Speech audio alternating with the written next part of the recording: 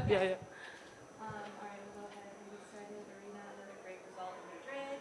Quick turnaround for the road. How do you feel being here? Yeah, I'm super happy to be back in Rome, one of my favorite tournaments, and yeah, Madrid was tough couple of weeks, and of course not the result I wanted at the end, but I'm still happy with those couple of weeks and looking forward for here.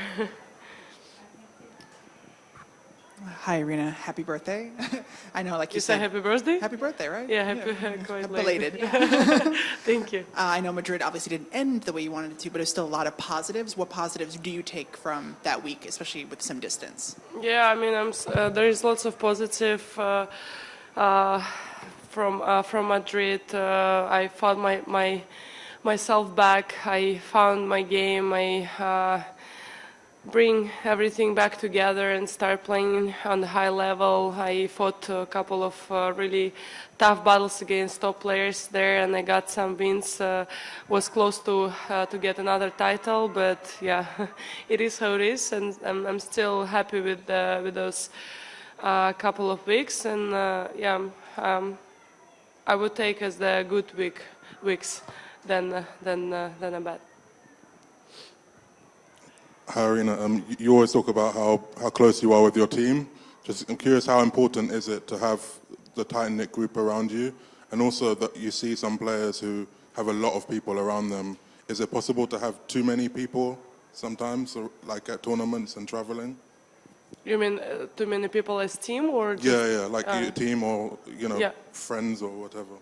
I mean, yeah, I'm very close to my team. I would call them my family, and they've been there for me no matter what. I had so many tough life situations, and they were there for me, supporting me and doing everything for me. And I'm trying to pay them back same way. I'm always there for them, and whatever they need, I'm happy to help them. And I mean, my team is quite big, so I feel really comfortable being a big team, like big family. For me, it feels, I don't know, more like a home. So I feel really good to having all them together at on the same tournament, on one tournament, have them all together. So I think that's possible, and it's also important to bring the right people, meaning the people you can trust, and you're sure in those people 100%. Then it doesn't matter if it's 10 or if it's one person. It's all about having the right people around you. Do you have a feeling that there are the best three, like in the past? Best three, you, Swiatek, Yeah. and Rybakina, and then there are so many people very strong, but with some holes, some not so perfect like you. And We're not perfect at all, but yeah, more perfect.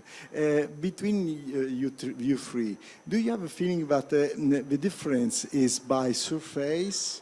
So you are a little bit better on cement, and Swiatek is on clay, and Rybakina on grass. I say something like this, or depends on the day, just the day between you three. well, I mean, obviously, Iga is much better on clay than me, for example. I would say Elena is better on grass, and I'm maybe a little bit better on hard court, but at the same time, I cannot say that we are. It's all about the surface, because, I mean, as the time shows that I can beat them on clay, on hard, on grass. So it's not about the surface, I would say. It's about honestly, in each match, it's just about a couple of key moments where, like, probably she played better. And for example, last match with Iga, I wouldn't say that on those important points I did something wrong. It just, I was doing the right thing, but she was doing it better, a little bit. It's just about like little things, and yeah, it's not about the surface, It's just like it's a process, Like you learn from that little mistakes you made during the match, and then you go and work on them, and you try better next time. So it's just little improvements, like little percentage better every day, and hope for the better result. Hey, Aryna. After a tough loss like in the Madrid final with match points and stuff, I was wondering if you have any techniques that you use to stay positive, to forget about it, and to just move on, basically. And to stop, yeah. Techniques. Emotional eating, my main technique. Well, I mean, you know, if I would lose that much 6-love, I would definitely stay negative for long because I would feel that I didn't do my best and I didn't try my best. And in that match, I would say that I left it all there and I was fighting for every point like as best as I could. And yeah, I missed a couple of opportunities, but at the same time, like I just said before, it's not like I was doing the wrong thing. It's just like she did it a little bit better in those key moments, and next time I'll try better, you know. So, and you know, it's already in the past. Why would I stay still there? I would just better move on and work a little bit more and to make sure that next time I'll be able to play better.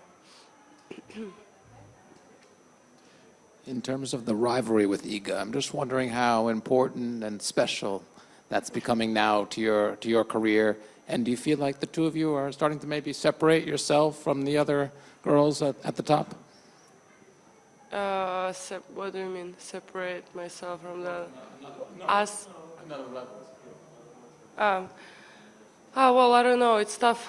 It's tough to say. I mean, I'm not trying to focus on that. Honestly, I know that we have like some rivals, meaning like me, Iga, and Yelena. We are doing maybe more consistent, playing more consistently past years, maybe last year and this year so far. But I would say that in tennis, I mean, anybody can beat anybody. And if you would start thinking like, okay, my level is there and there's somewhere there, you know, like you're how to say, you not respect them, you underestimated them, and you're kind of like losing it, you know, because you're not, how to say, not focusing well enough for them. So I wouldn't say that like level is that far, you know. It's all about being focused and just do your thing without thinking about like all this ranking situation and that level is higher than them, you know. Just I'm focusing on myself and make sure that every time I'm on the court I bring my best tennis and hope that I'll be still there in the top 3 players. And yeah, that's it.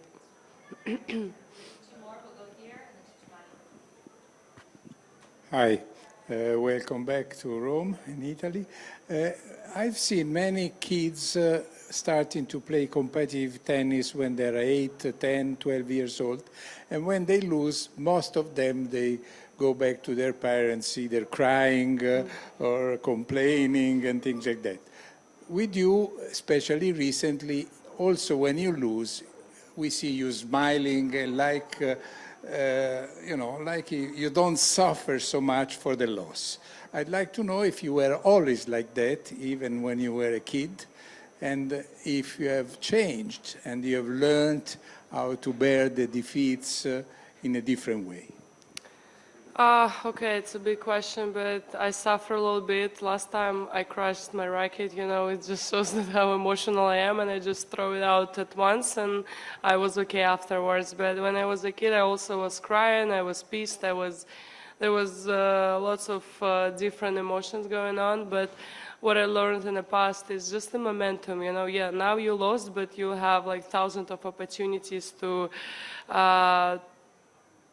get that win, you know. So it's just a momentum, and you just have to be respectful, and you just have to accept the loss and just move on and work and try better next time, you know. Because if you get to that stages, to the last stages of the tournaments, and I mean, it's impossible to win all of them. Sometimes you just have to lose to learn something, and then maybe on the bigger tournaments or in the most important tournaments, you will remember the lesson and you'll do better in the final, you know. So it's all the process, you know.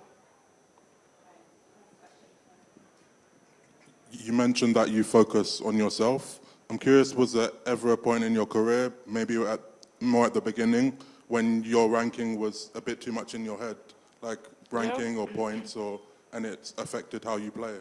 Yeah, of course. I mean, as I said, it's all the process. You're learning, you know, everything comes with the experience. And at the beginning, of course, I remember, was it 2018 when I just break through and I get to the top 10 at the end of the year it was, and then the next year, the whole year, I was thinking about defending the points at the end in the end of the year. And I was struggling a lot. I didn't play my best. I was getting frustrated a lot because I was already thinking about the future and stuff. So, and after that year, I learned that it's actually really doesn't matter. You know, actually that year I defended all those points, so I stayed in the same level, and I realized that it's actually doesn't matter. We have 25 weeks, and anyway, the top 5 players, they have like. Now it's okay, it's 10,000 and like 7, 5, 6. So it's basically if you do well on 6 or 7 tournaments, you're good. You're in the top 10. So you don't have to be worried in the first tournaments that you have to defend points. And the last one, you know, you still have the whole year to do well and to be there and to fight your way to the top. So yeah, everything comes with experience, and I struggled a lot in the beginning. I was learning all these little details, and so now I get to the point where I'm like not really focusing on the points. I know that if I'll be physically, mentally ready to play, I'll play well and I'll get to the last stages of the tournament. So I'm trying to focus on myself. So I'm healthy mentally, physically, and I'm ready. I'm ready to play my best.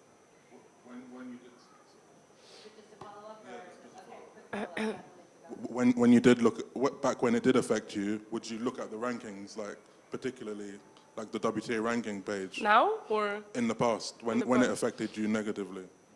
it's not like I was looking. I just remember that I have to defend the points and like make sure that I still stay in the top or whatever.